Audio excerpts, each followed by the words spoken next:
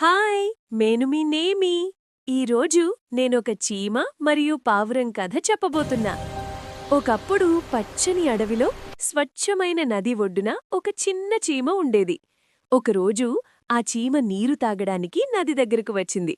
కాని జారి నదిలో పడిపోయింది. వేగంగా ప్రవహిస్తున్న నీరు చీమను కొట్టుకుపోతుంది. అదే సమయంలో చెట్టు కొమ్మపై కూర్చున్న తెల్లని పావురం ఈ దృశ్యాన్ని చూసింది. చీమను కాపాడాలనే మంచి మనసుతో ఒక పచ్చని ఆకును నదిలో వదిలింది. చీమ ఆ ఆకుపై ఎక్కి సురక్షితంగా నది ఒడ్డుకు చేరుకుంది.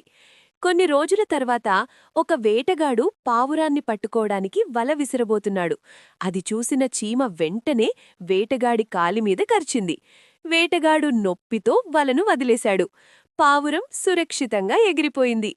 చీమ, పావురం ఒకరినొకరు చూసి చిరునవ్వు నవ్వుకున్నాయి. మీకు ఈ కథ బాగా నచ్చిందనుకుంటున్నా. మళ్ళీ కలుద్దాం. Bye. Like, share, subscribe to my channel.